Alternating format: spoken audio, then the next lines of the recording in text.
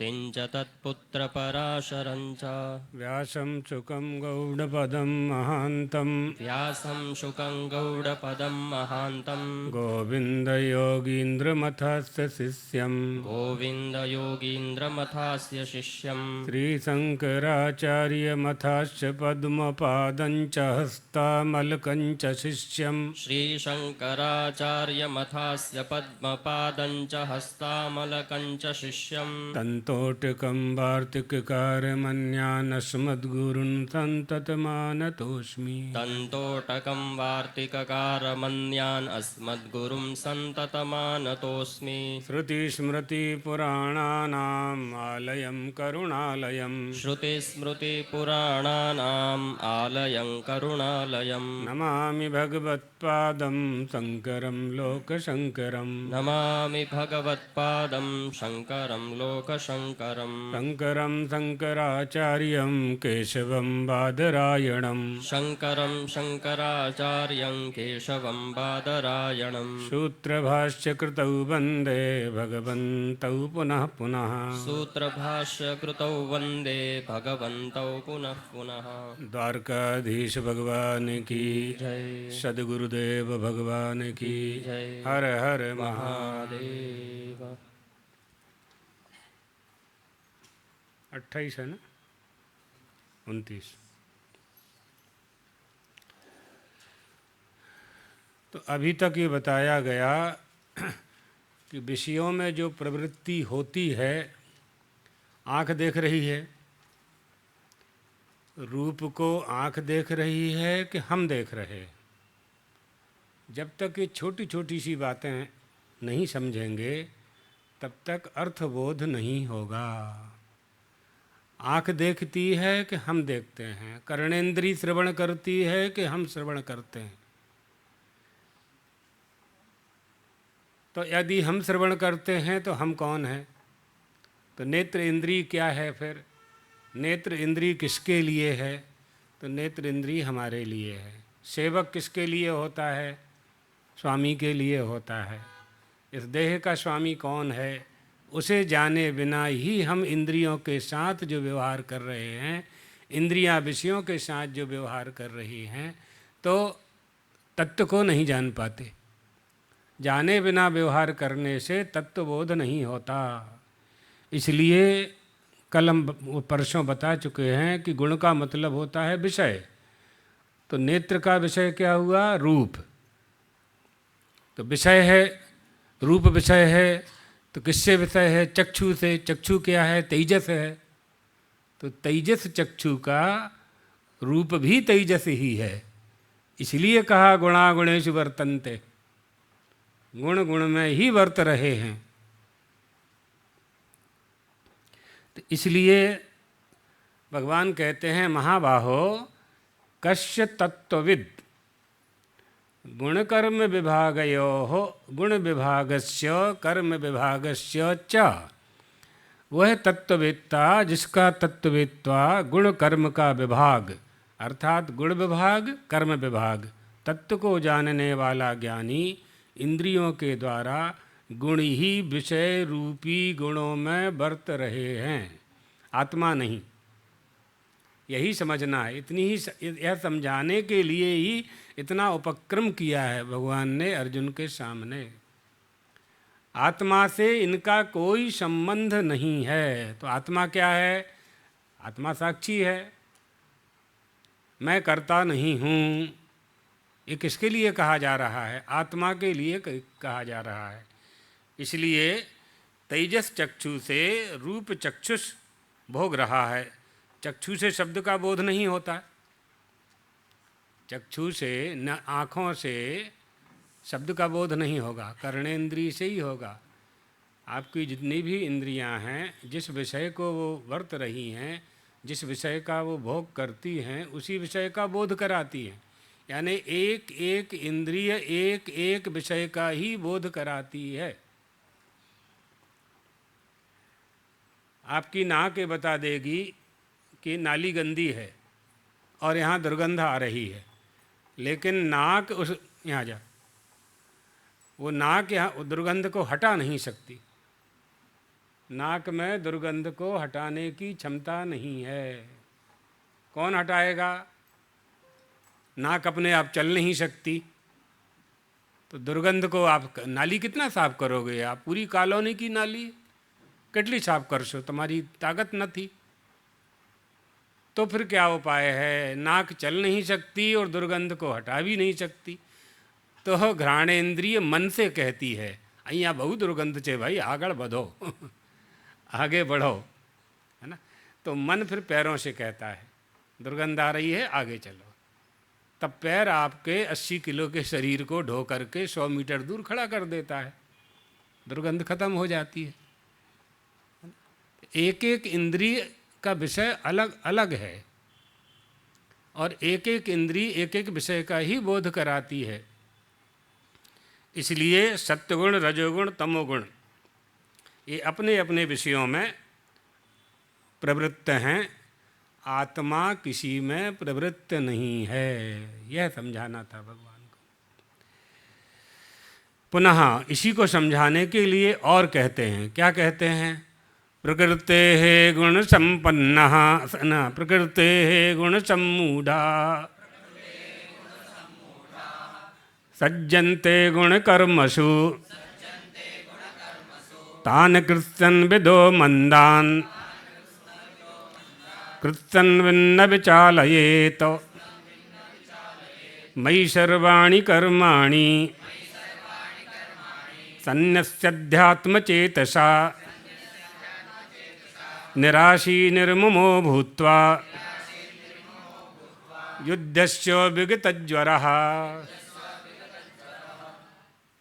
बुखार चढ़ गई है ना, बुखार चढ़ गई, संताप हो गया, संताप को दूर कर। विगतज्वरः, संताप हो रहा है। नहीं, हमारे शास्त्री जी को बुखार आ गई आज, अब क्या करेंगे? अब दवा लेंगे। क्यों दवा लेंगे? दवा लेने की क्या ज़रूरत है? क्योंकि रोग हमारा स्वभाव नहीं है, हम रोगी होना नहीं चाहते, रोग हमारा स्वरूप नहीं है। हम अपने स्वरूप के बिना सुख पा नहीं सकते। हम निरोगी थे और रोगी हो गए, अब औषधि चाहिए, वैद्य चाहिए, साधन चाहिए, है ना। यही से उपाय। इसी तरह से अविद्याजन्य जो रोग पैदा हो गया है देह में, अहंकार विमूढ़ात्मा कर्ता हम इति मन्यते, अहं करोमीति वृथाभिमानाः, अनेकानेक उदाहरण। इसलिए भगवान कह रहे हैं, अर्जुन, प्रकृति के गुणों से अत्यंत मोहित हुआ यह मनुष्य गुण और कर्मों में आसक्त रहता है। पूर्णतया न समझने वाले मंद बुद्धि अज्ञानियों को पूर्णतया जानने वाला ज्ञानी विचलित न करे।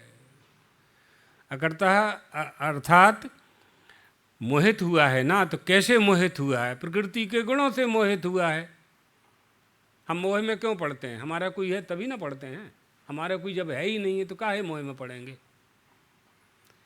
हम हैं तो हमारा है ना। मैं और मेरापन, ये मैं हूँ और ये माइक मेरा है, हो गया झगड़ा शुरू। यहीं से तो होता है यहीं से होता है। एक भाई के, एक पिता के 2 बेटे थे। पिताजी का शरीर शांत हो गया तो दोनों भाइयों ने आधी आधी संपत्ति का भाग कर लिया।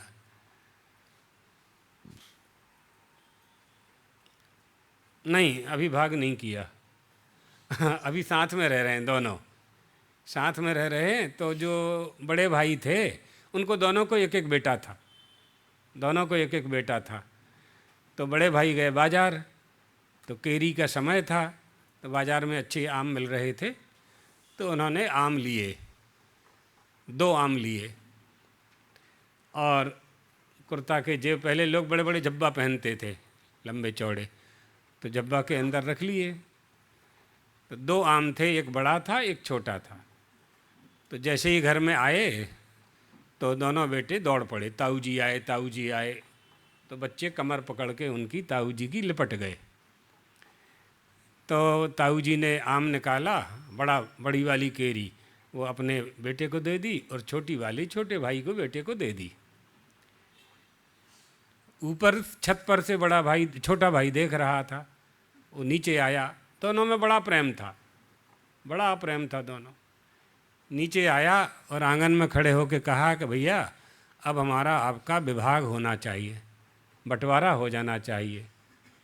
तो उन्होंने कहा भाई ऐसी बात क्यों करता है तू, क्या तकलीफ है तुझे, क्या चाहिए बोल, बंटवारा की बात क्यों करता है, इतने प्रेम से अपने लोग रह रहे हैं, पिताजी को गए इतने वर्ष हो गए हैं तो साथ में ही रहेंगे। कहा नहीं पिताजी, नहीं भैया, अब अलग अलग हो जाना चाहिए। क्यों ऐसा, तेरी बुद्धि में ऐसा क्यों आया? तो उसने कहा कि आपने 2 आम लेकर के आए तो बड़ा आम अपने बेटे को दे दिया और छोटा आम मेरे बेटे को दे दिया।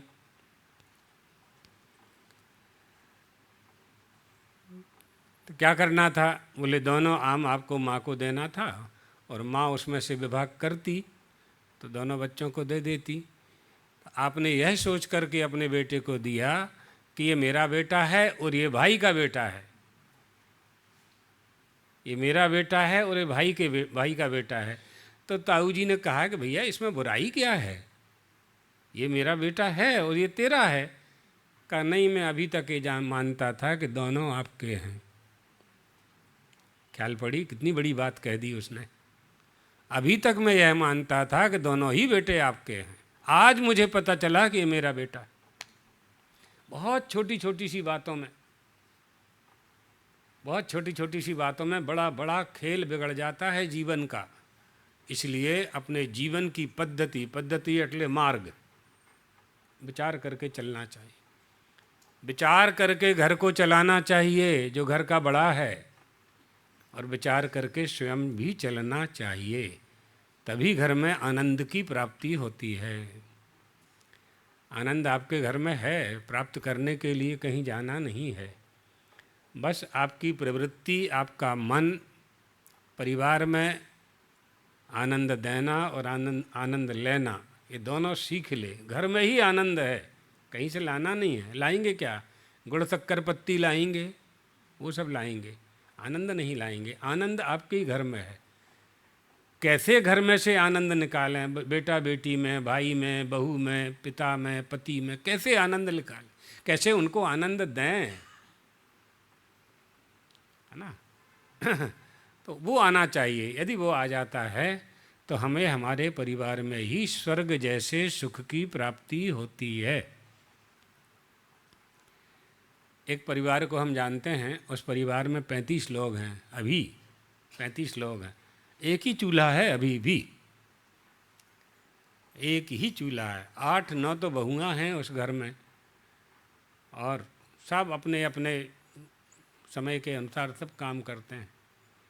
किसको कब भोजन बनाना है तो 2-2 बहुओं का सास ने जिम्मेदारी दे दी है, तो सब अपने अपने ढंग से करते रहते हैं, तो कहीं विवाद नहीं होता है। तो अब व्यवस्थित चित्त नहीं होना चाहिए। हमें जीवन को व्यवस्थित करना है तो हमें अनुशासन आना चाहिए, डिसिप्लिन आना चाहिए, और हम अपने बच्चों को भी अनुशासित हमें करना चाहिए। तो प्रकृति के गुणों से मोहित हुआ यह पुरुष क्या करता है? सम्मूढ़ाः सम्यक मूढ़ाः सम्मोहिताः संताः सज्जते। अमुक फल के लिए मैं अमुक कर्म कर रहा हूँ, तैयार होता है प्रकृति से। प्रकृति उससे ऐसा करवाती है, सो वो करता है, करवाती है प्रकृति। इस प्रकार गुणों के कर्मों में आसक्त होता है। गुणानाम कर्मसु गुण कर्मसु वयम कर्म कुर्मः फलाय। वयम कर्म कुर्मः फलाय, वयम बहुवचन है, इसलिए कुर्मः भी बहुवचन का ही प्रयोग कर रहे हैं यहाँ।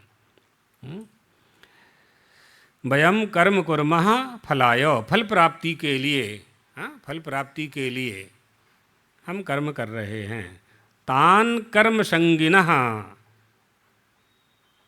अकृत्सन्विदः कर्म फल मात्रदर्शिनः मंदान। मंदान माने मंद प्रज्ञान। कृत्सनविद यानी कर चुका है जो सब कुछ, माने आत्मविद। आत्मविद स्वयं न विचालयेत। प्रकृति जो मंद ज्ञान वाले होते हैं, अज्ञानी होते हैं, उनको अपने अनुसार चलाती है। परंतु जो ज्ञानी होता है, जो आत्मवित होता है, स्वयं न विचालयेत, प्रकृति का आदेश उस पर नहीं चलता।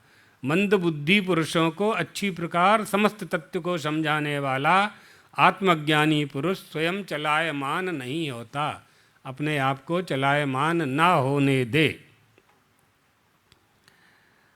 अभिप्राय क्या है? बुद्धि भेद करणम एव चालनम तद न कुर्यात इत्यर्थाः। बुद्धि भेद करना ही उसको चलायमान करना है, तो बुद्धि में भेद नहीं करना चाहिए। कथम पुनः कर्मणि अकृते अधिकृतेन अज्ञेन मुमुक्षुणा कर्म कर्तव्यम इति उच्यते। तो कहा मयि। फिर कर्म का जो अधिकारी है, जो अज्ञानी मुमुक्षु को किस प्रकार कर्म करना चाहिए, मोक्ष प्राप्त करना चाहता है, तो क्या जो अज्ञानी है उसका कभी मोक्ष नहीं हो सकता है? जो कर्माधिकारी है उसका कभी मोक्ष नहीं हो सकता है? इस पर भगवान कहते हैं मयि सर्वाणि कर्माणि सन्न्यस्याध्यात्मचेतसा निराशी निर्ममो भूत्वा युद्धश्च विगतज्वरः। हो सकता है, कब हो सकता है नहीं जानता ना, तो इतना तो जान ले, इतना जान ले और इतना मान ले कि जो कुछ भी कर रहा है वो सब अर्पण कर दे मेरे चरणों में, बस। फिर मेरी जिम्मेदारी है। फिर बेटा कमा करके लाया, 1 लाख रुपया पगार मिली, 1 तारीख को ला करके पिताजी को दे दिया। पिताजी की जिम्मेदारी, जो करना हो सो करें। 1 महीने की मेहनत का फल अपने पिता को अर्पण कर दिया, अपनी माँ को अर्पण कर दिया, अपनी माँ को अर्पण कर दिया।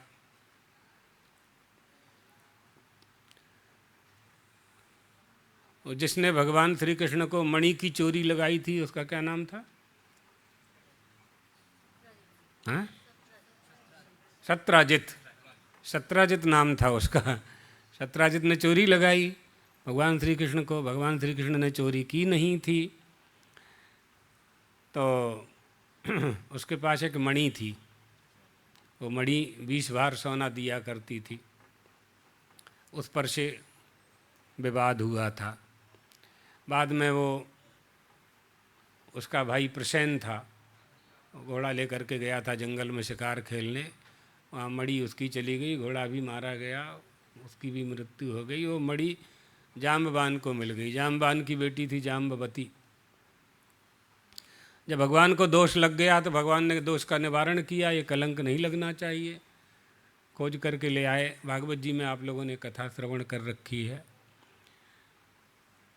सत्राजित को गिलानी हुई, अब क्या करूं मैं, ये तो बड़ा अन्याय हो गया मेरे से, बड़ा दोष हो गया, मैंने भगवान को चोर कह दिया। तो अपनी बेटी के पास गया, सत्यभामा उसका नाम था। सत्यभामा से कहा कि बेटी एक काम है। कहा पिताजी क्या काम है? मुझे बहुत गिलानी हो रही है, आत्मगिलानी हो रही है। मैं चाहता हूँ कि तुम श्री कृष्ण के साथ विवाह कर लो, तो मेरा उनका स्नेह बना रहेगा, प्रेम बना रहेगा, और मैंने जो अपराध किया है उसका मैं प्रायश्चित कर पाऊँगा। तो सत्यभामा ने कहा कि पिताजी आप मुझसे क्यों पूछ रहे हैं? इतनी बात बतानी थी, कथा आप लोगों को पता है। सत्यभामा ने कहा कि पिताजी आप मुझसे क्यों पूछ रहे, ये शरीर तो आपका दिया हुआ है, आप बताइए कब? अभी चलिए, अभी चलिए। तब सत्राजित भगवान से निवेदन करता है, और तीसरा विवाह भगवान का सत्यभामा के साथ होता है। द्वारकाधीश भगवान की 8 विवाह है ना, पहला विवाह रुक्मणी जी से होता है, दूसरा जाम्बवती से होता है, तीसरा सत्यभामा से होता है, इस तरह से होते हैं। फिर 16,000 रानियों का भी वो 16,000 राजकुमारियों का उद्धार करते हैं। अब बीच में बड़ा लोगों ने आपत्ति की कि भगवान ने 16,000 विवाह कैसे किए होंगे।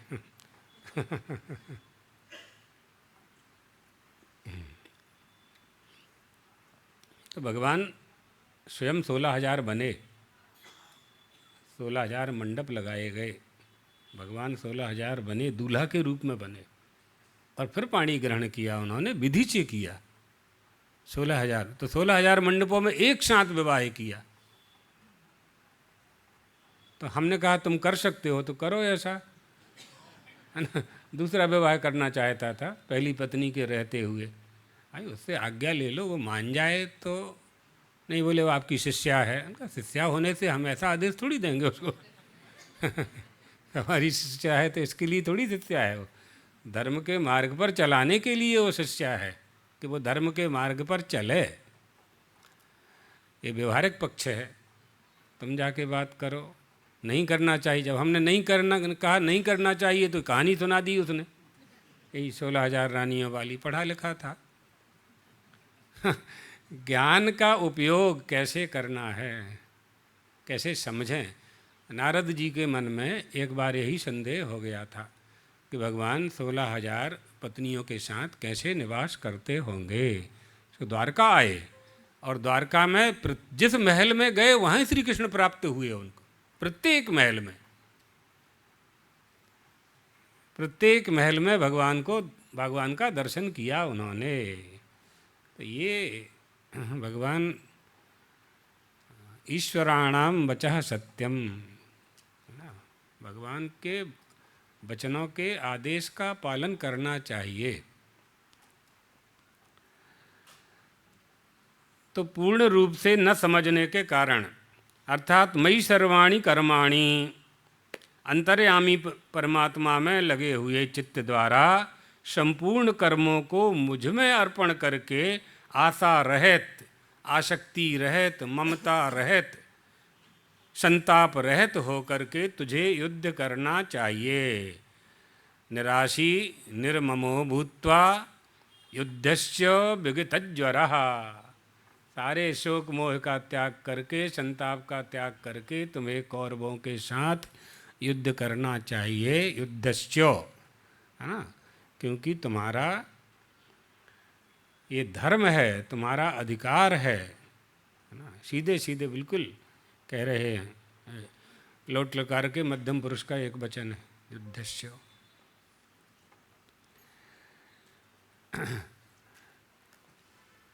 मयि वासुदेवे परमेश्वरे सर्वज्ञ सर्वात्मनि सर्वाणि कर्माणि संन्यस्य निक्षिप्य अध्यात्म चेतसा। अध्यात्म चेतसा का अर्थ क्या किया? विवेक बुद्धया। ये भगवत पादाद्य शंकराचार्य के भाष्य की विशेषता है ना। अध्यात्म चेतसा विवेक बुद्धया। यहाँ अध्यात्मानंद जी महाराज यहाँ खूब निवास करते थे, शिवानंद आश्रम में, है ना। बहुत वर्षों तक यहाँ रहे। अध्यात्म विद्या को जानना, अध्यात्म से आनंद की प्राप्ति करना। अध्यात्मानंद जी खूब आप लोगों ने दर्शन किया, सत्संग किया। हाँ। तो अध्यात्म विद्या माने विवेक बुद्धया, अध्यात्म चेतसा माने विवेक बुद्धिया। क्या करे? अहम कर्ता ईश्वराय भृत्यवत करोमि, इस बुद्धि से सब कर्म मुझे अर्पण कर दे। कैसे? जैसे सेवक सारे कर्म स्वामी के लिए करता है। सेवक स्वयं के लिए कुछ नहीं करता। सेवक में दो भाग हैं ना, एक तो सेवक वो हैं जो पगार लेते हैं, और दूसरे सेवक जो हैं केवल सेवा ही करते हैं। तो बहुत से पगार लेने वाले भी निष्ठा से काम करते हैं, बहुत से पगार लेने वाले केवल पगार लेने के लिए काम करते हैं। लेकिन बहुत से ऐसे शुद्ध बुद्धि वाले होते हैं कि अपनी आवश्यकता की पूर्ति करते हुए स्वामी के प्रति उनका स्नेह हो जाता है, कृतज्ञ हो जाते हैं, इतने दिन से मैं इनके यहाँ काम कर रहा हूँ, इनको धोखा नहीं देना चाहिए। ऐसा भाव उसके मन में आ जाता है और वह भाव वो विश्वास पैदा कर देता है, मालिक के मन में विश्वास को जन्म देता है ना। किसी भी वस्तु का जन्म कैसे होगा? श्रद्धा का जन्म कैसे होगा? विश्वास का जन्म कैसे होगा? गुरु के पैसे प्रति श्रद्धा कैसे बनेगी? सदाचार से ही बनेगी ना। तो उस सदाचार में, उस कर्तव्य निष्ठा में, इस बुद्धि से मुझे सारे कर्म अर्पण कर दे। अहम कर्ता ईश्वराय भृत्यवत् करोमि अध्यात्म चेतसा। मैं सब कर्म ईश्वर के लिए सेवक की तरह कर रहा हूँ। सर्वज्ञे परमेश्वरे, है ना, मयि वासुदेवे, मुझ वासुदेव में। किंच, और निराशी ही माने त्यक्त्याशी ही। त्यक्त्याशी माने आशा रहित, जिसके मन में कोई आशा नहीं है, कोई आशा नहीं। एक तो आप लोग इसलिए पढ़ाई करते हो, जितने भी विद्यार्थी हो, इसलिए पढ़ते हो कि ज्ञान की प्राप्ति हो जाए, ज्ञान प्राप्ति करके नौकरी लग जाए, कहीं हम काम करने लगें तो उससे धन की प्राप्ति हो, इसलिए। और कुछ विद्यार्थी इसलिए पढ़ते हैं, ज्ञान प्राप्त हो, नौकरी हो चाहे ना हो, धन मिले चाहे न मिले, कर्मकांड करने मिले चाहे ना मिले, ब्राह्मण का कर्तव्य है एतदर्थ पढ़ना चाहिए। ब्राह्मणेन निष्कारणम षडंगो वेदो धयो ज्ञेयश्च शिक्षा कल्प व्याकरण छंद निरुक्त ज्योतिषंच। ब्राह्मण को बिना प्रयोजन के, बिना स्वार्थ के वेदों का अध्ययन करना चाहिए, वेदांगों का अध्ययन करना चाहिए, निस्वार्थ भाव से करना चाहिए, निष्प्रयोजन करना चाहिए। निष्प्रयोजन क्यों कह रहे हैं? इसलिए कह रहे हैं कि कोई भी मनुष्य बिना प्रयोजन के कोई कार्य नहीं करता।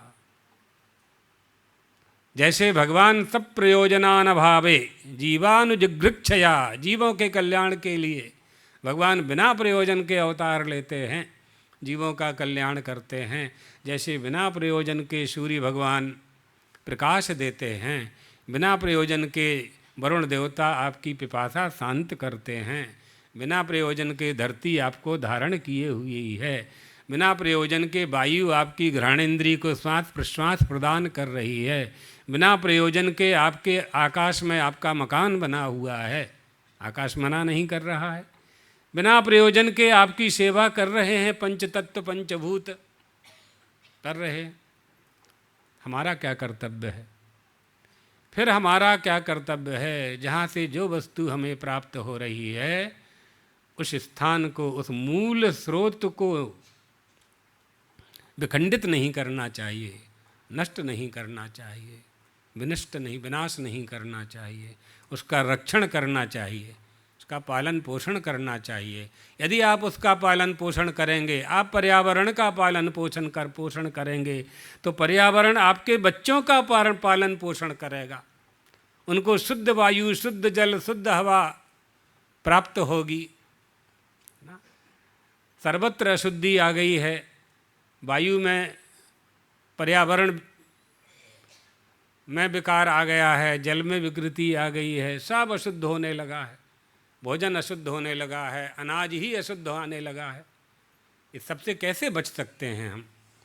तो हमारे मन में ये निष्ठा हो जाए कि बिना प्रयोजन के ही इन पांचों ने हमारे 5 भौतिक देह का निर्माण किया है।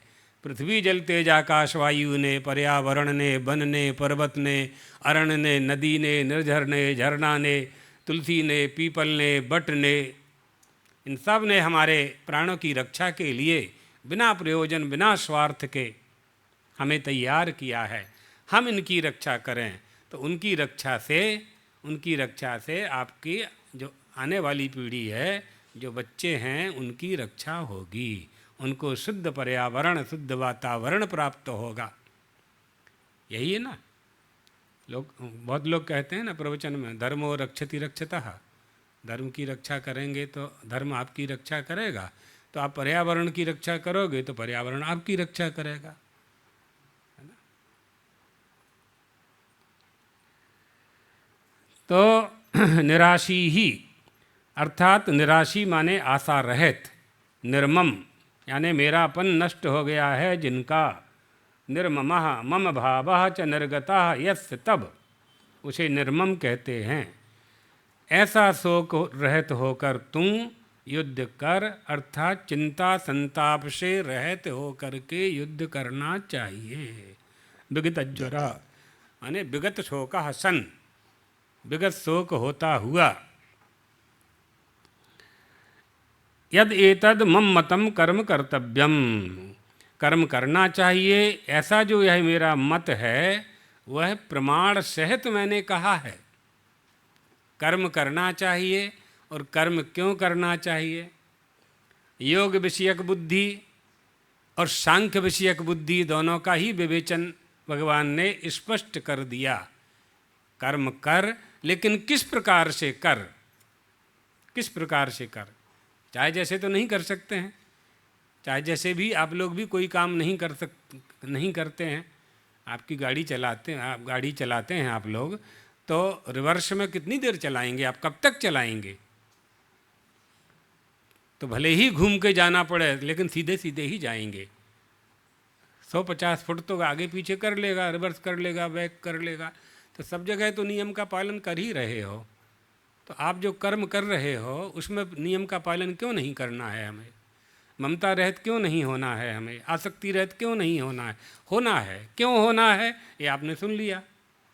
3 दिन से यही प्रसंग चल रहा है।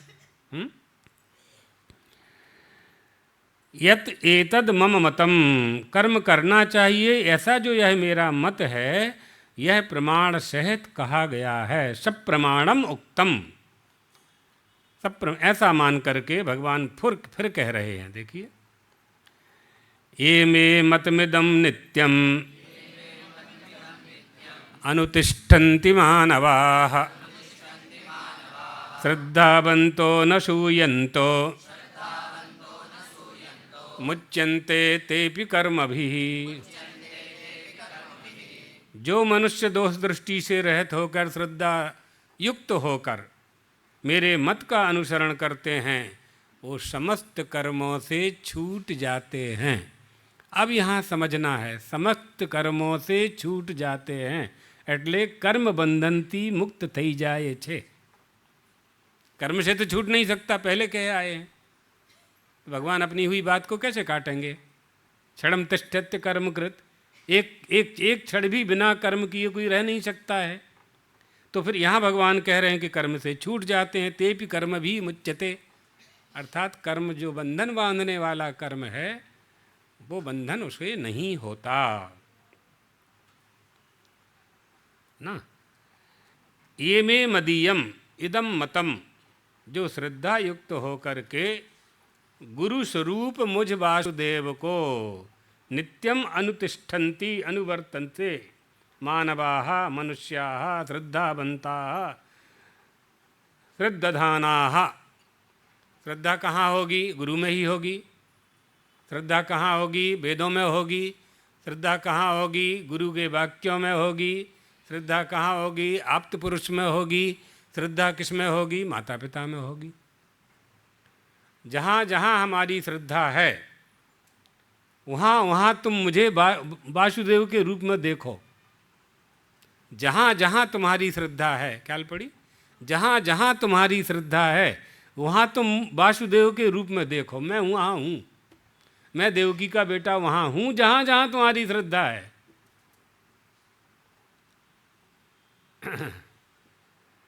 क्या भगवत पादार्थ शंकर का क्या दिव्य भाष्य है। इससे अधिक सरल कौन कर सकता है? ये आचार्य हैं, स्पष्ट कह रहे हैं। ये मे मदीयम इदम मतम नित्य अनुतिष्ठन्ति, अनुतिष्ठन्ति माने अनुवर्तन्ते मानवाः, मानवाः यानी मनुष्याः, श्रद्धावन्ताः माने श्रद्धाधानाः। मुझ गुरु रूप वासुदेव में असूया न करते हुए, असूया यानी मेरे गुणों में दोष न देखना। असूया गुणों में दोष नहीं देखना। लिख लो, ये बार बार आएगा। असूया। श्रद्धावंतो न सूयंतो, 31 श्लोक लिख करके लिख लो।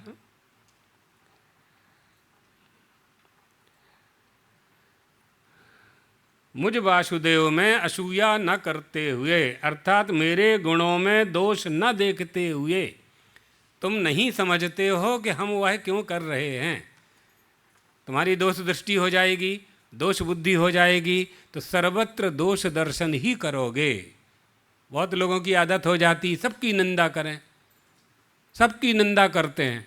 सबकी निंदा जे जड़ करही, सो चमगादड़ भयो अब तरही। नहीं, चमगादड़ होते हैं वो दूसरे जन्म में। चमगादड़ हूँ के भाई, चामाची।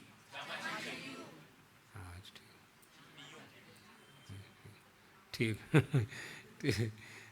तो हाँ, चमगादड़ होना पड़ता है, निंदा नहीं करना चाहिए, किसी की निंदा नहीं करना चाहिए।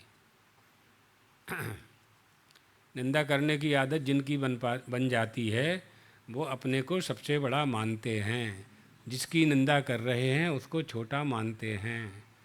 आप सर्वज्ञ नहीं हो सकते। सर्वज्ञ होना ईश्वर का काम है, ईश्वर का लक्षण है। आप सर्वज्ञ को जानो पहले, और सर्वज्ञ के जो गुण धर्म हैं उनको पहचानो, और फिर देखो कि वो गुण धर्म हम में हैं क्या। तो हम में तो अल्पज्ञता बैठी है, हम में अल्पज्ञता बैठी हुई है। हम अल्पज्ञ हैं, अल्प शक्तिमान हैं, अल्प आयु हैं। हमारा जन्म होता है, हमारी मृत्यु होती है। जो सर्वज्ञ है वो सर्वशक्तिमान है, उसका ना जन्म होता है ना मृत्यु होती है, दोनों ही नहीं होते। इसलिए गुण और दोष नहीं देखना चाहिए, गुण भी नहीं देखना चाहिए और दोष भी नहीं देखना चाहिए, या गुणों में दोष नहीं देखना चाहिए, गुणों में दोष नहीं देखना चाहिए। धर्मं भजस्व सततं त्यज लोक धर्मान, सेवस्व साधु पुरुषान् जहि काम तृष्णाम, अन्यस्य दोष गुण चिंतन मासु मुक्त्वा, सेवा कथा रसमहो नितराम पिबत्तुम। गुण और दोष दोनों के लिए मना कर दिया। अर्थात किसी की आप प्रशंसा करते हैं और यदि वह उस प्रशंसा का पात्र नहीं है तो आपकी प्रशंसा से वो अभिमानी हो जाएगा, है ना। इसलिए पिताजी धर्मम भजस्व, धर्म का भजन करो, त्यज लोक धर्मान। ये गोकर्ण कह रहे हैं अपने आत्मदेव नाम के पिता से, आत्मदेव नाम के पिता को कह रहे हैं गोकर्ण जी। बेटा पिताजी को उपदेश दे रहा है। ऐसा बेटा जब पैदा होता है तब माता पिता को पैदा करने का फल मिलता है। तो धर्मम भजस्व सततम त्यज लोक धर्मान, लोक धर्मान त्यज। जितने भी प्रपंच हैं सबका त्याग करके, लोक धर्मों का त्याग करके, व्यवहार पक्ष का त्याग करके, सेवस्व साधु पुरुषान, साधुओं की सेवा करना चाहिए। जही काम तृष्णाम, जही माने मारो, मार दे। जही काम, काम और तृष्णा, काम माने इच्छा, तृष्णा माने और आ जाए और आ जाए और आ जाए। एक अलमारी में भर दिए 2-2 हज़ार के नोट, फिर कम पड़ी तो दूसरी अलमारी आ गई गोदरेज की, फिर तीसरी आई, 4 थी, 5वीं, 6 अलमारी भर गई। 6 अलमारी भर गई और घोषणा हो गई कि 2000 का नोट कल से बंद। कागज का टुकड़ा हो गया और कमा लो बेटा, है ना। जही काम तृष्णाम, तृष्णा का त्याग, धन का त्याग नहीं करना। धन तो सबको चाहिए, नहीं, धन तो सभी को चाहिए योगक्षेम के लिए, धन का त्याग नहीं करना, तृष्णा का त्याग करना। जही काम तृष्णा, अन्यस्य दोष गुण चिंतन मासु मुक्त्वा त्यक्त्वा। गुण और दोषों का त्याग कर दो पिताजी। आत्मदेव ने विचार किया मन में क्या गुण हैं क्या दोष हैं।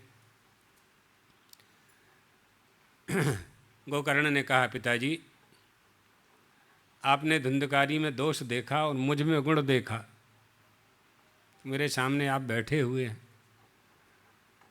महात्मा जी से आपने फल लिया, फल मांगा, उन्होंने मना किया था 7 जन्म तक तुम्हें पुत्र नहीं है। आपको वहाँ समझ लेना था कि इतना दिव्य महापुरुष है ये, तपस्या से तपःपूत शक्तिमान है, जो 7 जन्म का भविष्य बता रहा है, तो संसार सागर से हमें पार कर देगा। लेकिन आपने ऐसा न करके पुत्र ही चाहिए, पुत्र ही चाहिए, पुत्र ही पुत्रम देहि वलादपि, बलपूर्वक पुत्र मांगा, धुंधकारी मिल गया। इसलिए सेवा कथा रसमहो नितराम पिबत्तुम, मुहुर्मुहु, बार बार बार बार रसपान करते रहो। कभी तृप्त ना हो भगवान की कथा श्रवण करते करते, सत्संग से कभी अरुचि ना हो हमारी, कभी अरुचि नहीं होनी चाहिए, और रुचि बढ़ती जाए। जितना हम सत्संग करें, बार बार सत्संग में जाने की कामना इच्छा पूरी होती रहे, हमारी बार बार इच्छा होती रहे। इसलिए श्रुति ने कहा, बृहदारण्य में आया, अथ अकामय मानाः न तश्च प्राणाः उतक्रामन्ति आत्मैव शवमलीयते। आप्तकाम आत्माराम महापुरुषों का आवागमन नहीं होता। शिष्यों ने पूछा, गुरुजी कामना का नाश कैसे करें? कामना तो नष्ट होती नहीं है। एक कामना पूरी होते ही दूसरी उपस्थित हो जाती है, तो फिर कामनाओं का नाश कैसे करें, क्या उपाय है? तो गुरुजी ने कहा कि बेटा परमात्मा को प्राप्त करने की कामना बना लो। जब परमात्मा को प्राप्त करने की कामना बनाओगे तो परमात्मा से बड़ा तो कोई है नहीं, तो छोटी छोटी कामना अपने आप छूट जाएगी, है ना। 10th का विद्यार्थी पहली क्लास में कहाँ पढ़ना चाहता है ना। 10th का 11th में ही जाएगा, 11 में ही जाएगा, 11 का 12 में जाएगा, 12 का कॉलेज में जाएगा, कॉलेज से फिर यूनिवर्सिटी में जाएगा, फिर बड़े बड़े इंस्टीट्यूट में जाएगा, हार्वर्ड तक चला जाएगा, बढ़ते ही जाएगा। लौट के पहली कक्षा में जाना चाहता है क्या कोई? तो जब ईश्वर को हम पा लेंगे तो मनुष्यों से सुख मांगेंगे, हम दाल रोटी मांगेंगे फिर मनुष्यों से कि हमको भिक्षा दे दो, आटा दाल दे दो, कपड़ा दे दो, कोई नहीं मांगेगा। क्यों? क्योंकि विश्व भरण पोषण, सबके विश्वम्भर जो है, विश्वम्भर के सामने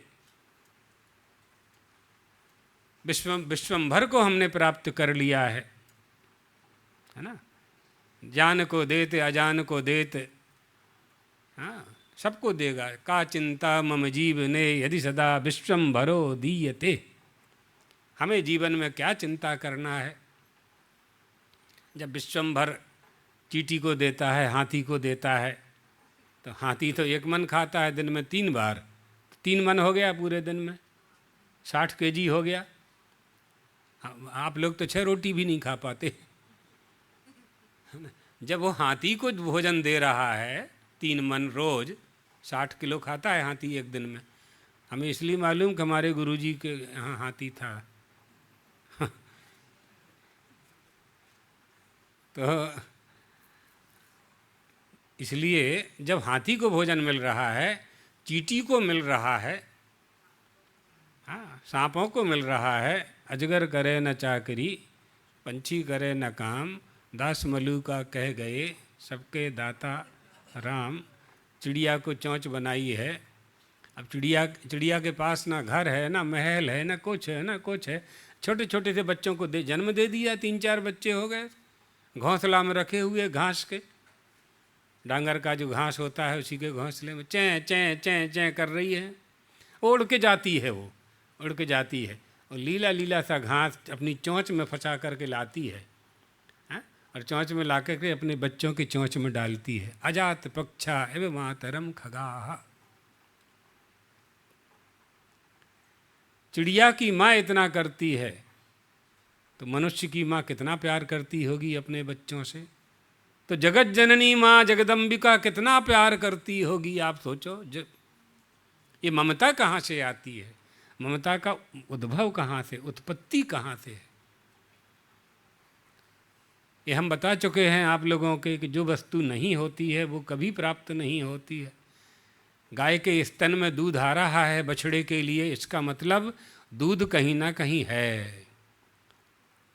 तो एक क्षीर सागर है, क्षीर सागर है। भागवत जी का पंचम स्कंद पढ़ें, क्षीर सागर है। क्षीर सागर से ही दूध आ रहा है। क्षीर सागर से दूध भूमि में आता है, भूमि से घास में आता है, चारे में आता है, भूसा में आता है, खली चुनी में आता है, फिर वो दूध देने वाला जो पशु है उसके पेट में जाता है, वहाँ से आपको प्राप्त होता है। बड़ी प्रक्रिया है उसकी भी, बहुत लंबी प्रक्रिया है। इसलिए जो वस्तु पहले नहीं है वो कभी नहीं मिलेगी।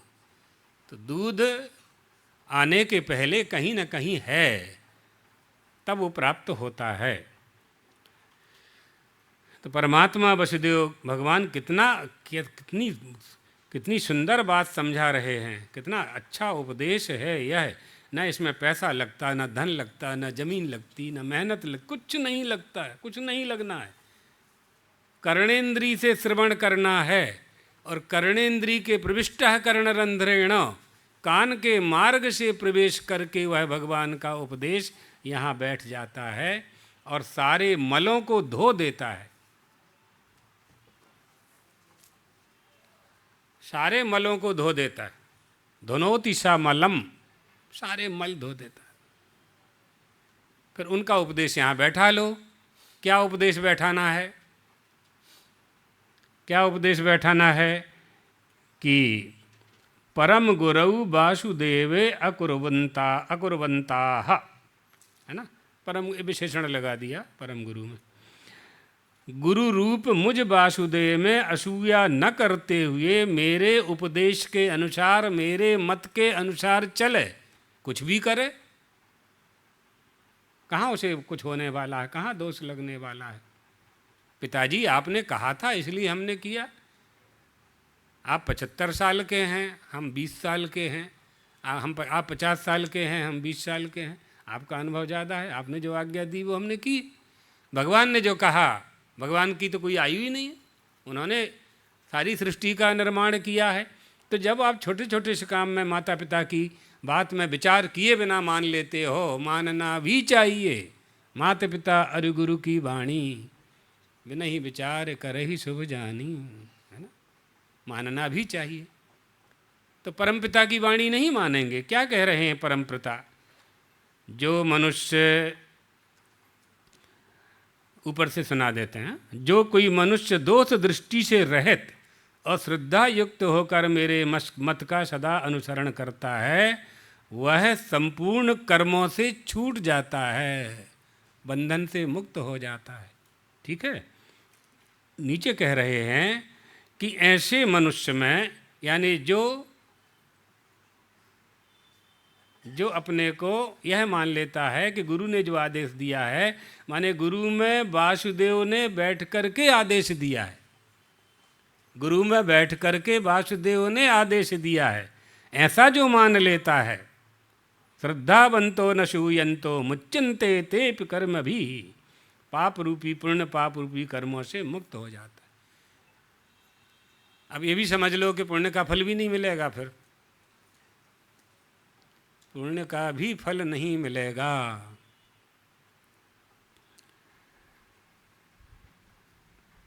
हमारी क्रिया में ज्ञान और विज्ञान होना चाहिए और विवेक होना चाहिए। जैसे हम यज्ञ कर रहे हैं,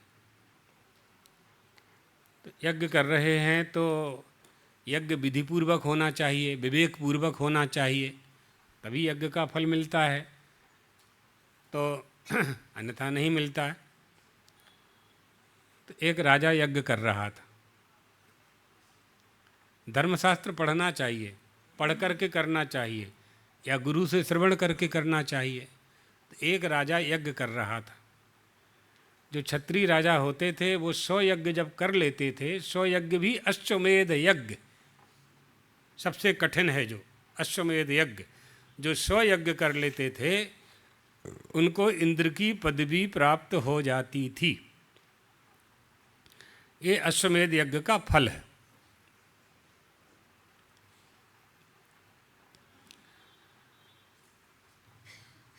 तो यज्ञ की पूर्णाहुति होने वाली थी, 99 यज्ञ पूरे हो गए थे और एक ब्राह्मण देवता पहुंच गए उनकी यज्ञशाला में। तो राजा ने बड़ा स्वागत किया, यज्ञशाला में ले जा कर के ऊंची आसन पर बैठाया, पाद्य अर्घ आचमन दिया, उनके 4 पांव पखारे, पूजन की, चांदला किया और कहा कि आप अकस्मात ही बिना बताए अचानक ही हमारी यज्ञशाला में आप आए हैं और हमारा ये अंतिम यज्ञ है, तो हमारी इच्छा है कि आप हमसे कुछ मांग लें। आप जो मांगेंगे वो हम देंगे। तो ब्राह्मण देवता ने कहा कि दे नहीं पाओगे। कहा नहीं, दे देंगे, क्योंकि हमारा तो यज्ञ पूरा होते ही हम इंद्र हो जाएंगे, तो यहाँ की संपत्ति का फिर हमें करना क्या, किसी के पास रहे तो आपके पास रह जाएगी। बोलो क्या चाहिए ब्राह्मण देवता। पूरा राज्य आपको चाहिए तो वो दे दें, आधा राज्य दे दें, सोना चांदी दे दें। हमारे कोषागार में 9 कमरे हैं, 9 कमरों में 9 रत्न भरे हुए हैं, पूरे पूरे 9 रत्न भरे हैं, एक एक कमरे में एक एक 9 रत्न भरे हुए, जो आपको चाहिए 9 के 9 ले लो आप, हाथी घोड़ा अश्व। तो ब्राह्मण ने कहा कि नहीं, ये सब तो हमें नहीं चाहिए, हमें ऐसी वस्तु चाहिए जो आप दे नहीं पाओगे। राजा ने कहा दे देंगे हम, आप मांगो। तो ब्राह्मण ने कहा कि आपने जो 99 यज्ञ किए हैं उनका फल दे दो। तो राजा मूर्छित हो गया, वहीं यज्ञशाला में धड़ाम से गिर गया। ये तुमने ब्राह्मण क्या मांग लिया, ये तो अंतिम यज्ञ था और इसके बाद हमें इंद्र हो जाना था। जब यज्ञ का फल ही आपको हम दे देंगे तो इंद्र तो होंगे नहीं, तो फिर हमें 100 यज्ञ करने पड़ेंगे। अब यहाँ समझना क्या है, विवेक क्या है, यहाँ धर्म ज्ञान क्या है। धर्म ज्ञान यहाँ यह है कि राजा ने अगर धर्मशास्त्रों का अध्ययन किया होता, पुराणों को पढ़ा होता, तो दान के संबंध में ये कहा गया है, आदेश है कि जो वस्तु दी जाती है वो दुगनी होकर के वापस आती है ना। पढ़ा सुना है ना आप लोगों ने, 1000 गुनी लाख गुनी कहते हैं, हम दुगनी ले रहे हैं बस, कि दुगनी होके वापस आती है। तो अगर राजा को ये ज्ञान होता कि 99 यज्ञ का फल दे देंगे तो 198 यज्ञ का फल प्राप्त होता, तो राजा इस बात को नहीं जानता था। धर्म ही कर रहा था, अच्छा ही कर रहा था, सबसे अच्छा कर रहा था, लेकिन इन सब बातों का भी धर्म ज्ञान होना चाहिए, विवेक होना चाहिए। तो एक कहानी समझाने के लिए है, अंतिम लाइन समझना है अपने को, अंतिम लाइन समझना है कि कोई भी धार्मिक क्रिया जब हम करते हैं तो उसके संबंध का बोध, अध्यात्म का बोध, उसका विज्ञान, ज्ञान का विज्ञान हमें जानना है, ज्ञान का विज्ञान हमें जानना है। भोजन करना ये ज्ञान है आपको कि भोजन से उदर तृप्ति होगी, लेकिन भोजन करने का जो परिणाम है उसको जानना विज्ञान है। जन्म लेना, मनुष्य बन जाना ये ज्ञान है, तो पता चल गया। अपने मानव देह को सार्थक करना, आत्मबोध प्राप्त करना, अमृत तत्व की प्राप्ति कैसे करना, ये विज्ञान है, यही विज्ञान है, यही धर्म विज्ञान है। तो जो कह रहे हैं, जो श्रद्धा युक्त होकर जो मनुष्य गुरु स्वरूप मुझ वासुदेव में असूया न करते हुए मेरे मत का अनुसरण करते हैं, वो पुण्य और पाप दोनों से मुक्त हो जाते हैं। ये त्वेदभ्यस्त सूयन्तो नानुतिष्ठन्ति मे मतम् सर्वज्ञान विमूढ़ास्तान् विद्धि नष्टान चेतसः। जो मुझ में दोषारोपण करते हुए मेरे मन के अनुसार नहीं चलते, जो मेरी आज्ञा का पालन नहीं करते, उन मूर्खों को संपूर्ण ज्ञानों से मोहित हुआ समझना चाहिए और नष्ट हुआ भी समझना चाहिए। एतु विपरीताः, किसके विपरीत? तद विपरीताः अभ्यूषयन् निंदताः न अनुतिष्ठन्ति न अनुवर्तन्ते मे मतम सर्वेषु ज्ञानेषु विषयं मूढ़ा ते। अर्थात सर्वज्ञान विमूढ़ान तान विद्धि। विद्धि माने जानी ही, जानो। क्या जानो? इसके विपरीत जो मेरे मत की निंदा करते हैं, मेरे मत का जो अनुसरण नहीं करते हैं, आचरण नहीं करते हैं, वो समस्त ज्ञानों से अनेक प्रकार से मूढ़ हैं। समस्त ज्ञानों से अनेक प्रकार से वह मूढ़ माने जाते हैं। सब ज्ञानों में मोहित हुआ अविवेकियों को तू नाश को प्राप्त हुआ ही जान। वो नाश को ही प्राप्त होते हैं। बहुत से लोग ज्ञानी होते नहीं हैं और ज्ञानी जैसा दिखावा करते हैं। धनी होते नहीं हैं और धनी होने जैसा दिखावा करते हैं। बलवान होते नहीं हैं, बलवान होते जैसा दिखावा करते हैं, है ना। ऐसे लोग ज्ञान से मोहित होकर के ऐसे अविवेकी नाश को प्राप्त हो जाते हैं। कस्मात् पुनः कारणात् त्वदीयं मतम न अनुतिष्ठन्ति। तो फिर ये लोग किस कारण से आपके मत के अनुसार नहीं चलते? ऐसे लोग आपके मत के अनुसार क्यों नहीं चलते? इस संदेह को दूर करने के लिए भगवान कहते हैं आगे, अर्थात दूसरे के धर्म का अनुष्ठान करते हैं और स्वधर्माचरण नहीं करते। सारे देवी देवताओं की पूजा करेंगे, अपनी कुलदेवी कुलदेवता की नहीं करेंगे। गुरु मंत्र का जाप नहीं करेंगे और पुस्तक में पढ़ करके 3 घंटा माला डाल करके हाथ में जाप करते रहेंगे। महादेव की आराधना नहीं करेंगे, द्वारकाधीश में नहीं जाएंगे, बद्रीनाथ का दर्शन नहीं करेंगे, अजमेर में जाकर के हरे रंग की चादर चढ़ा देंगे। नहीं? देखिए ना, नष्टः नासम गतान अचेतसाः। बहुत से हिंदू जाकर के चढ़ाते हैं। आपने अपने देवी देवताओं पर विश्वास नहीं किया, आपकी श्रद्धा नहीं बनी, इसलिए आपको फल नहीं मिला और वहाँ भी नहीं मिलेगा। वहाँ चढ़ाने से भी फल की प्राप्ति नहीं होगी। और आपकी श्रद्धा यहीं बन जाए तो हनुमान जी गणेश जी ही आपके लिए पर्याप्त हैं। कुछ करने की आवश्यकता ही नहीं है। अश्वमेध यज्ञ भी नहीं करना है। फिर श्रद्धा तो बने, हमें वो आना चाहिए। जब वह नहीं आता है तो फिर हम भटकते हैं, देवी देवताओं को ही खोजते हैं। तो देवी देवताओं को नहीं खोजते, उनमें सुख खोजते हैं, उनमें कामना पूरी करने का विचार करके वहाँ जाते हैं। हमारी कामना वहाँ पूरी होगी, वहाँ पूरी होगी, वहाँ पूरी होगी, वहाँ पूरी होगी। इसलिए श्रुति ने कहा कि मुझे प्राप्त करने की कामना कर लो। छोटी मोटी कामनाएं तो अपने आप ही नष्ट हो जाएंगी, अपने आप पूरी हो जाएंगी। पूर्ण जलाशय, जलपूरित जलाशय की प्राप्ति हो जाने के बाद नदी नाले को प्राप्त करने की इच्छा नहीं होती।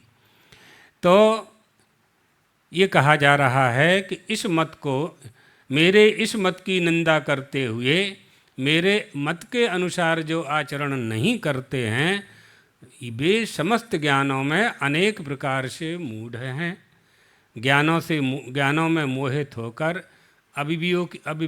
विवेकियों की तरह नाश को प्राप्त हुआ जान। कस्मात् पुनः कारणात् त्वदीयं मतम नानुतिष्ठन्ति। तो जब ये संदेह मन में हो गई कि किस कारण से आपके मत का अनुसरण मनुष्य नहीं करता है, का पर धर्मान अनुतिष्ठन्ति, दूसरे धर्म का आचरण तो करता है, स्वधर्म का नहीं करता, अपने धर्म का आचरण नहीं करता, अपने प्रतिकूल होकर के आपके शासन का उल्लंघन करने के दोष से क्यों डरता है, इसका कारण क्या है? वो कारण भगवान बता रहे हैं कि मनुष्य स्वधर्म का पालन न करके स्वधर्म का पालन न करके पर धर्म का पालन करने में क्यों प्रवृत्त होता है। मतलब करता तो है, वो करता तो है, लेकिन स्वधर्म का पालन नहीं करता है। तो स्वधर्म का पालन करने में सबसे पहले तो यह समझना चाहिए कि स्वधर्म है क्या, हमारा धर्म क्या है। जब तक स्वधर्म को नहीं समझेंगे तो आप पालन कैसे करेंगे, है ना।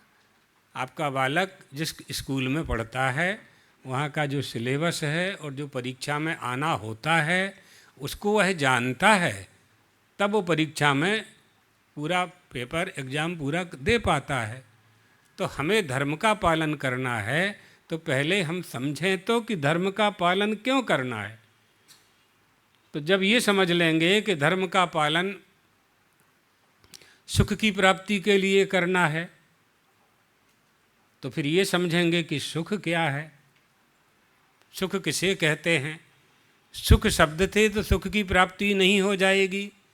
सुख शब्द का अर्थ समझ करके जो सुख का लक्षण बताया गया है उन वस्तुओं की जब तक प्राप्ति नहीं होगी तो सुखमिच्छन्ति सर्वे ही धर्मेणैव क्रमादः विदधानाः सावधानाः लभन्तेन्ते परम पदम।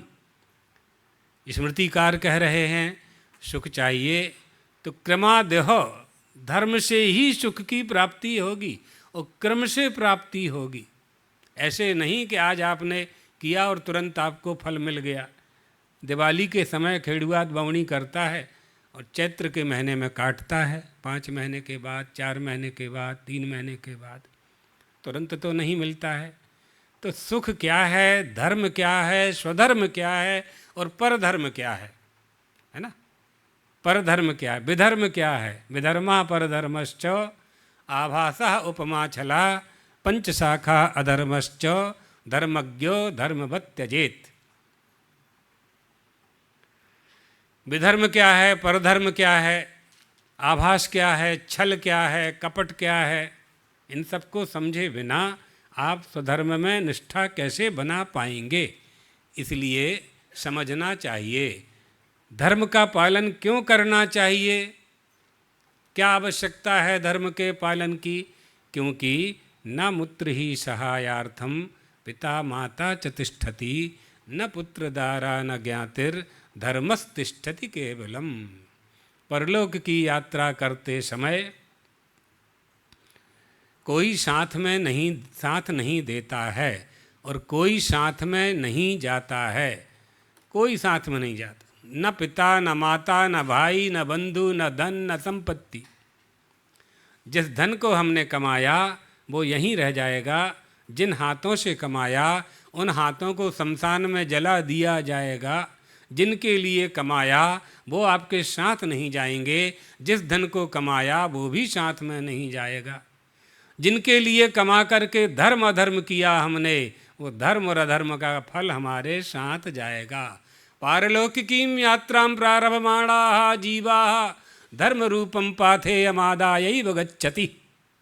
अत्रोक्तं महर्षिणा धनानि भूमौ पशवश्च गोष्ठे नारी गृहद्वार जना श्मशाने देहश्चितायां परलोक मार्गे धर्मानुवो गच्छति जीव एकाः। इतना सुंदर, बहुत सरल श्लोक है लेकिन बहुत इसका भाव, इसका अर्थ बहुत कठिन है। समझ लें तो कुछ पढ़ने की आवश्यकता ही नहीं पड़े। सीधा सीधा अर्थ तो यह है कि धन धरती में गड़ा रह जाएगा, पशु गोष्ठ में रह जाएंगे, परिवार वाले शमशान तक जाएंगे, पत्नी मकान के दरवाजे तक जाएगी, बच्चे 13 दिन तक संस्कार कर देंगे, साथ में क्या जाएगा। अर्थात असारे खलु संसारे यम यमाश्रित्य नेक विधानी पापानि आचरति जीवा तानि सर्वाणि धना प्रवृत्तिनी वस्तूनि अंतकाले परित्यज्य। सब कुछ छोड़ करके धर्म के फल को साथ लेकर मैं परलोक जाता है। इसलिए धर्म का पालन करना चाहिए। इसलिए धर्म पालन के लिए स्मृतिकार, वेद, शास्त्र, पुराण और सद्गुरु बार बार आप लोगों को उपदेश देते हैं। तो यहाँ भगवान कह रहे हैं, मुझ वासुदेव को छोड़कर जो श्रद्धा युक्त मनुष्य गुरु स्वरूप मुझ वासुदेव में असूया न करते हुए, माने मेरे गुणों में दोष न देखते हुए मेरे इस मत के अनुसार चलते हैं, ऐसे मनुष्य भी पुण्य पाप रूप कर्मों के से मुक्त हो जाते हैं, माने बंधन से मुक्त रहते हैं। कस्मात् पुनः कारणात् त्वदीयं मतम न अनुतिष्ठन्ति। ये मनुष्य आपके आदेश का पालन क्यों नहीं करते? करते तो हैं, कुछ ना कुछ तो करते हैं। परधर्म अगर कर रहे हैं, परम धर्म का पालन कर रहे हैं तो कर तो रहे हैं। तो दूसरे धर्म का अनुष्ठान करते हुए स्वधर्माचरण नहीं करते हैं। परधर्मान अनुतिष्ठन्ति स्वधर्मंच न अनुवर्तन्ते तत्प्रतिकूलाः कथम न बिभ्यति। आपके आदेश का पालन न करते हुए प्रतिकूल आचरण क्यों करते हैं? आपका भय नहीं लगता उनको? यह आशंका है, ये शंका है।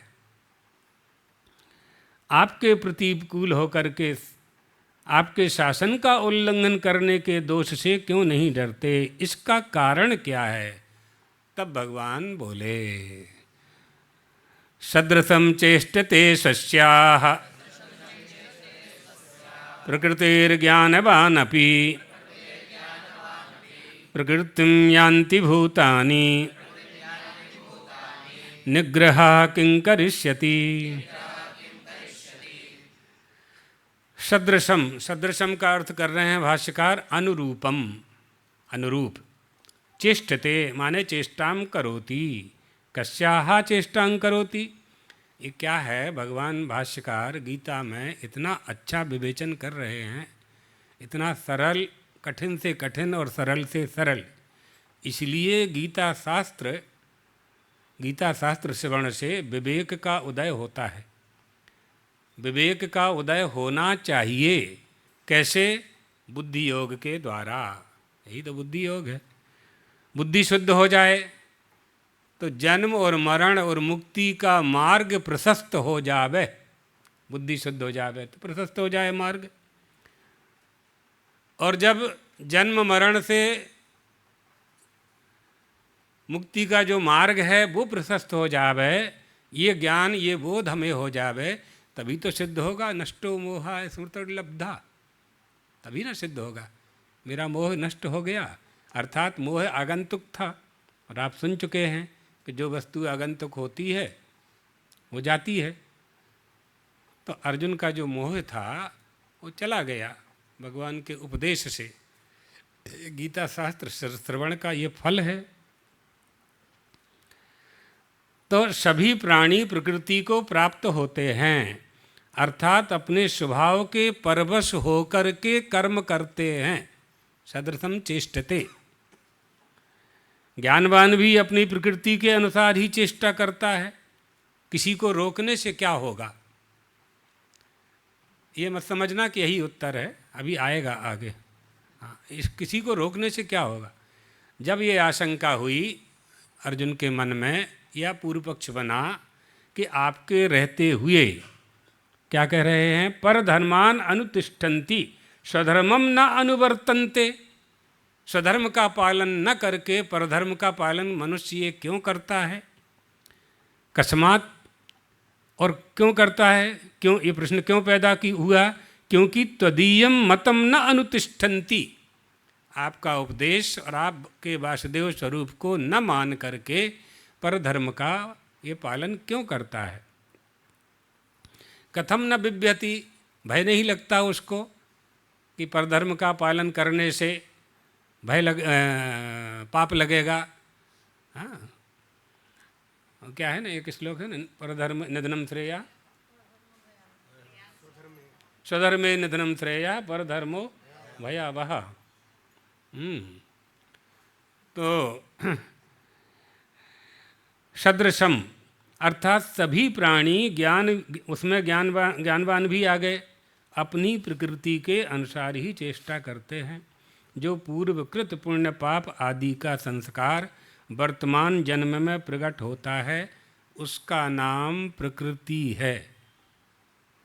अब यहाँ प्रकृति किसे कहते हैं ये समझ लीजिए। प्रकृति के बहुत व्याख्यान आपको मिलेंगे, पढ़ते भी रहते हैं आप लोग। यहाँ भगवान किसे, भाष्यकार किसे प्रकृति कह रहे हैं कि प्रकृति ही नाम पूर्वकृत धर्माधर्मादि संस्काराः वर्तमान जन्मादौ अभिव्यक्ताः सा प्रकृति तस्याः सदृशम एष सर्वा जंतु यानी ज्ञानवान अपि चेष्टते किं पुनः मूर्खः। प्रकृति के कारण तो ज्ञानवान भी वही करते हैं, तो मूर्खों की तो बात ही क्या है। उनके अनुसार ज्ञानवान भी चेष्टा किया करता है, तो मूर्ख तो करेंगे ही। अर्थात सभी प्राणी ज्ञानवान भी प्रकृति के अनुसार ही चेष्टा किया करते हैं। तस्मात् प्रकृतिम यान्ति, इसलिए सभी प्राणी प्रकृति और स्वभाव की ओर जा रहे हैं, प्रकृति और स्वभाव की ओर जा रहे हैं। इसमें या मेरा या दूसरे का कोई शासन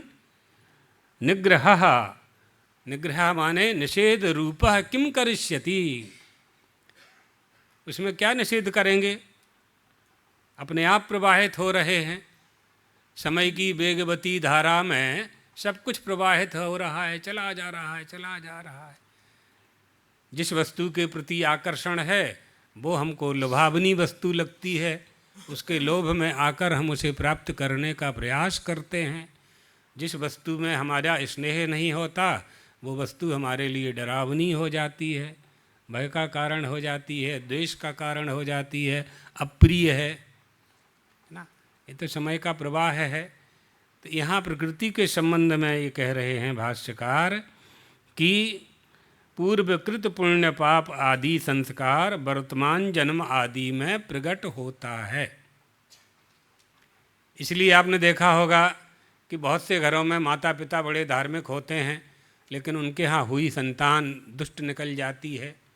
बहुत से घरों में माता पिता में कोई संस्कार नहीं है लेकिन जिस बालक ने जन्म लिया है वो 2-4 साल की आयु से ही धर्म के प्रति उसकी अभिरुचि हो जाती है। तो ये रुचि उसमें कहाँ से आई, उसके घर में तो पूजा होती नहीं है। तो पूर्व जन्म कृतम पुण्यम पुराधीता च या विद्या पुरा दत्तं च यद् धनम पुरा कृतानि कर्माणि अग्रे धावति धावताः। आता है पहले पढ़ी हुई विद्या बिना पढ़े बालकों में भी संस्कार आ जाती है। जैसे ही अध्यापक मिलता है सारी विद्या उद्बुद्ध हो जाती है, क्योंकि उसका संस्कार उसमें पड़ा हुआ है, उसका बीज उसमें पड़ा हुआ है। पुरा दत्तं च यद् धनम, ये कहानी हम आपको सुना चुके हैं। धन कैसे मिलता है, पहले दिया ना तभी तो मिला, पहले दिया तभी मिला। एक ही नगर में, एक ही गांव में, एक ही कॉलोनी में, एक ही पड़ोस में 2 बालकों ने जन्म लिया। एक ने महल में, एक ने झोपड़ी में। महल में जन्म लेने वाले ने कोई पुण्य नहीं किया पैदा होते ही, और झोपड़पट्टी में जन्म लेने वाले ने कोई पाप नहीं किया पैदा होते ही। महल में जो जन्म लिया है उसके घर में दूध की डेयरी लगी हुई है, और झोपड़ी में जिसने जन्म लिया है उसके घर में ना गाय है, ना भैंस है, ना दूध खरीदने को पैसा है। कहाँ से हो रहा है, कौन कर रहा है, क्यों हो रहा है ना। इसलिए कहा गया नामुत्र ही सहायार्थम, कौन साथ देगा परलोक में, आपके द्वारा किया गया धर्म का फल वहाँ साथ देगा। आपके यहाँ जो आपने किया उसका संस्कार आपके साथ में जाएगा, बना रहेगा, बीज रूप में रहेगा, प्राप्त होगा, व्यर्थ नहीं जाता है, जन्मांतर में भी प्राप्त होता है। अवश्यमेव भोक्तव्यम कृतम कर्म शुभाशुभम, शुभ अशुभ कर्मों का फल प्रत्येक मनुष्य को भोगना ही पड़ता है ना। इसलिए उसी का संस्कार लेकर के हम आते हैं। पूर्व जन्मान भूतार्थ स्मरणान मृग शावकः जननी स्तन्यपानाय स्वयमेव प्रवर्तते। उसी संस्कार के कारण ही बछड़ा गाय के स्तन में दुग्धपान करने लगता है। इन सब का हमारे यहाँ बड़ा महत्व है। महत्व तो सब जगह है, मानो ना मानने की बात है। हिंदू धर्मावलंबी मानते हैं, सनातनी मानते हैं, मानना चाहिए। नहीं मानोगे तो भी पाप का फल तो तुम्हारे साथ आएगा ही, आएगा ही पक्का। तुम कहो कि हम नहीं मानते, पाप को नहीं मानते, पाप का फल हम नहीं भोगेंगे, तो ये तो आपका कानून वहाँ नहीं चलेगा, है ना। राष्ट्रपति जी आपसे को पुरस्कार दें तो आप राष्ट्रपति से पुरस्कार लेने मना कर सकते हो। बहुत से अध्यापकों को देते हैं ना राष्ट्रपति जी, अच्छे कामों का पुरस्कार देते हैं, आप मना ना पाड़ी सको छो, नहीं नहीं नहीं, हमने इसके लिए यह काम नहीं किया है कि हम पुरस्कार लें और हमारी प्रसिद्धि हो। आप मना कर सकते हो, लेकिन पाप का फल तो भोगना ही पड़ेगा। मजिस्ट्रेट से आप कहो, राष्ट्रपति जी से आप कहो, नहीं चलेगा, वहाँ तो भोगना ही पड़ेगा। इसी तरह से कर्म फल प्रदाता, वो जो ऊपर बैठा हुआ है, देख रहा है कौन क्या कर रहा है, कौन क्या कर रहा है। लोग कहते हैं कि ऊपर बैठ करके देख रहा है। रायपुर में हमारी कथा थी तो पहले भागवत कथा करते थे हम, तो वहाँ एक व्यक्ति ने यही पूछा, तो ऊपर से देख रहा है। हमने कहा ना, हम जान रहे थे कि हमको फंसाएगा ये, कुतर्की होते हैं ना। हमने कहा आपके अंदर ही बैठ के देख रहा है, फिर नहीं बोला कुछ, चला गया। आपकी आँख में ही बैठ के देख रहा है वो। समझ गया कि यहाँ माया नहीं चलेगी।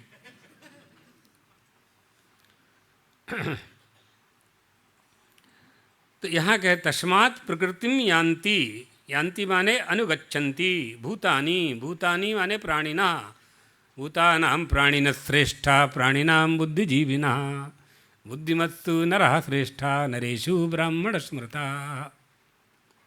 संसार के जितने प्राणी हैं उनमें बुद्धिमान प्राणी श्रेष्ठ होता है, बुद्धिमान प्राणियों में मनुष्य श्रेष्ठ होता है। इसलिए मनुष्य का जीवन बहुत श्रेष्ठ है। उनमें ब्राह्मण श्रेष्ठ होता है, और ब्राह्मणेषु च विद्वांसो, विद्वान, उन ब्राह्मणों में विद्वान ब्राह्मणों का सम्मान होता है ना। ऐसे आगे आगे क्रम है।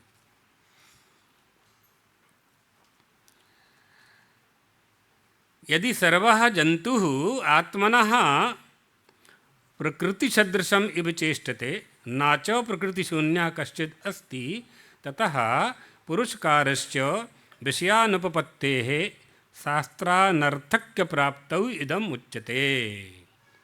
अब यहाँ फिर निवारण कर रहे हैं संदेह का। यदि सभी जीव अपनी प्रकृति के अनुसार ही चेष्टा करते हैं, बहुत लोग ये भी पूछते हैं, जब सब कुछ ईश्वर घुमा रहा है।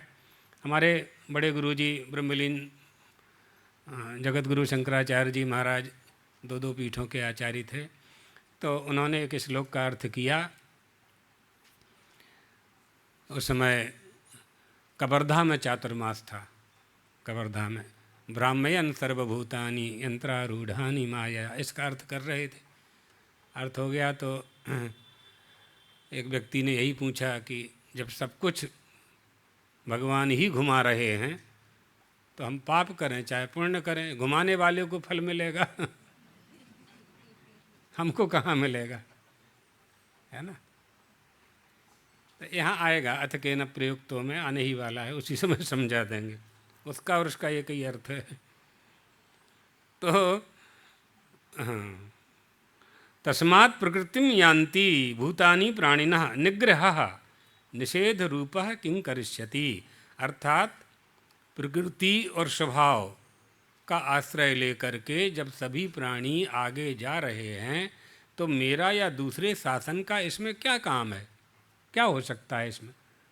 मनुष्य का स्वभाव और प्रकृति दोनों ही इस जीव को ले जा रहे हैं, प्राणियों को ले जा रहे हैं, चला रहे हैं, उनके स्वभाव से वो चल रहे हैं, प्रकृति चला रही है, इसमें मेरा क्या काम। निग्रह किं करिष्यति, निग्रह का अर्थ आप समझ ही चुके हैं, निषेध रूप। मैं क्या हाँ कहूँ और क्या मना करूँ, आवश्यकता ही नहीं है। तो अब यहाँ ये भाष्यकार की विशेषता है, ये स्वयं संदेह उपस्थित कर रहे हैं। सरल भाषा में ऐसा समझ लो कि अर्जुन के मन में यदि ये आशंका आ गई है तो भगवान उत्तर दे रहे हैं, है ना। यहाँ तो गुरु शिष्य के संवाद में बहुत से संवाद ऐसे होते हैं जहाँ शिष्य को बोलना नहीं पड़ता है और गुरु उत्तर देते हैं, है ना। ये कहानी हमने आपको सुना रखी है। यदि सर्वः जंतु आत्मनः प्रकृति सदृशम एव चेष्टते न च प्रकृति शून्यः कश्चिद अस्ति, कोई बिना प्रकृति के कुछ कर ही नहीं सकता है। अर्थात सभी जीव अपनी अपनी प्रकृति के अनुरूप ही चेष्टा करते हैं, प्रकृति से रहित कोई नहीं है। तो पुरुष के प्रयत्न की आवश्यकता न रहने से विधि निषेध करने वाला शास्त्र निरर्थक हो जाएगा, निरर्थक हो जाएगा। अब ये प्रश्न है, इसका उत्तर हम कल देंगे, ठीक है ना। इस पर भगवान कहते हैं, है ना, इंद्रियों से इंद्रियों की बात आएगी। तो एक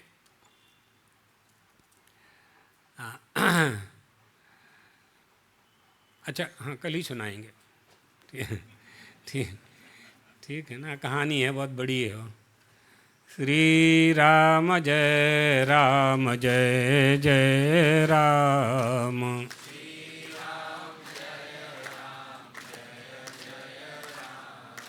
श्री राम जय राम जय जय राम।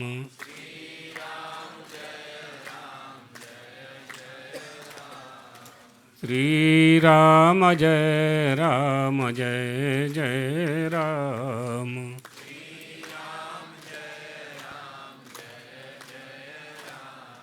द्वारकाधीश भगवान की, सद्गुरुदेव भगवान की। हर हर महादेव। हाँ, किसी को कुछ